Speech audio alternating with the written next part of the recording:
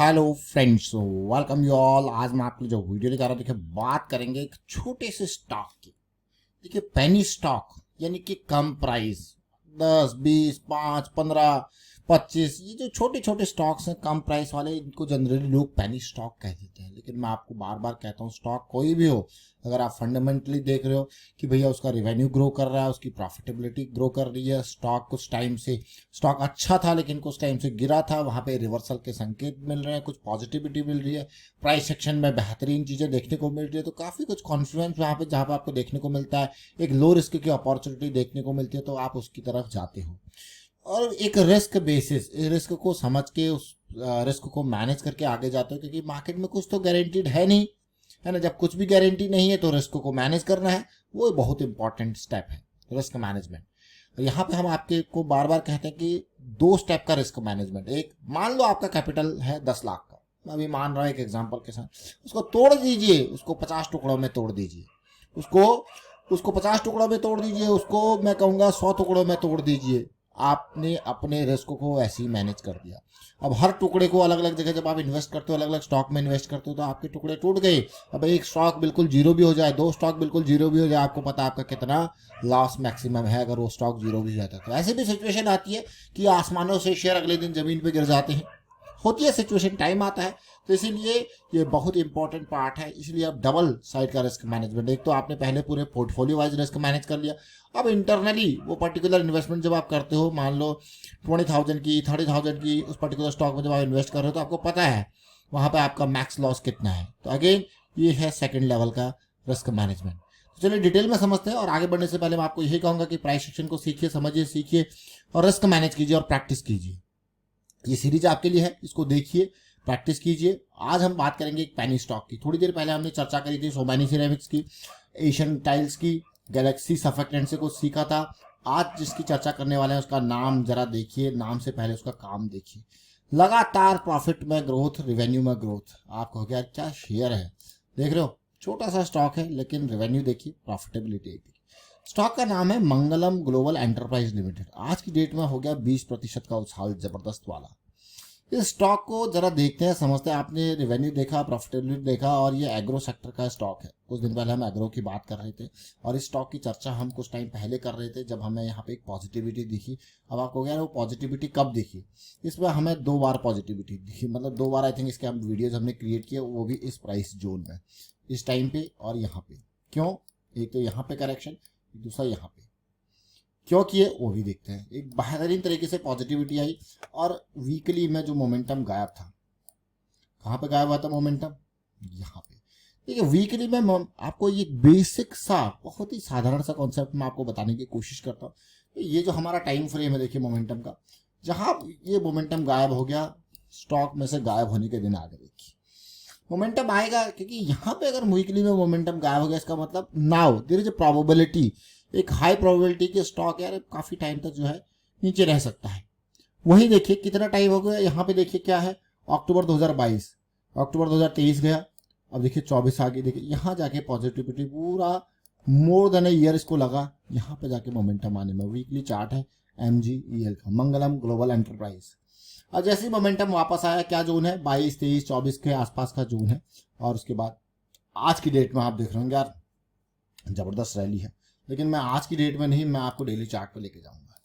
ये cycle start होती है जनवरी में, जनवरी से लेके मैं कहूँगा अभी तक। अब पेशेंस कितना होता है देखिए, अब इसमें 20% का आपको रैली देखने को मिल रहा है, लेकिन इस 20 और आने वाले टाइम पे और रैलीज आपको इसमें देखने को मिल सकती है। लेकिन जो इंपॉर्टेंट पार्ट है ना, वो है पेशेंस की।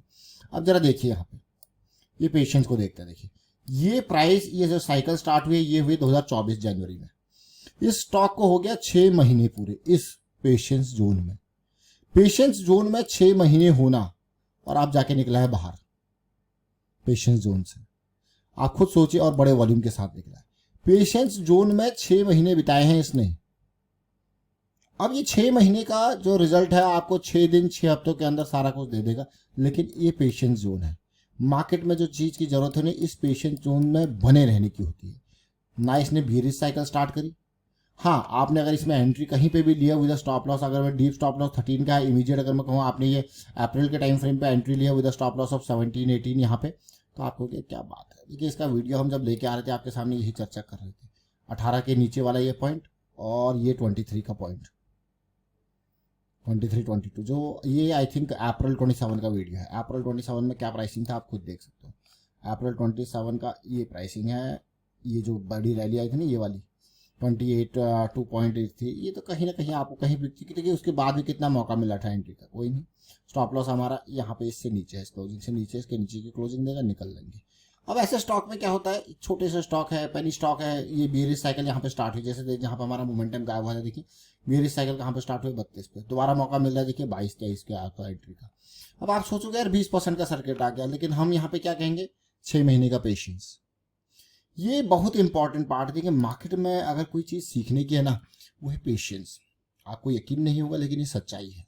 पेशेंस और मोमेंटम, मोमेंटम के अंदर मार्केट में जाना। देखिए पेशेंस अगर मोमेंटम है तो जैसे हमने अभी देखा कि वीकली पे मोमेंटम है, तो 6 महीने उसने पेशेंस में निकाल दिए, लेकिन आपका मोमेंटम इंटैक्ट था, आपकी इवन डेली में साइकिल इंटैक्ट थी। There is no even change in the cycle, cycle intact है, मोमेंटम इंटैक्ट है। उसके बाद आप देखिए, तो ये छोटी छोटी चीजें जरूर है लेकिन महत्वपूर्ण चीजें हैं, मोमेंटम और साइकिल, दो चीजें। हाँ अगर चीजें यहाँ पे आपकी साइकिल बुलिश से बियरिश में टर्न होगी तो आप निकल भी गई तो कोई बुराई बात नहीं, आपका प्लानिंग था कि भाई बुलिश साइकिल रहेगी तो भी हम रहे, तो ही हम रहेंगे, नहीं तो हम निकल जाएंगे।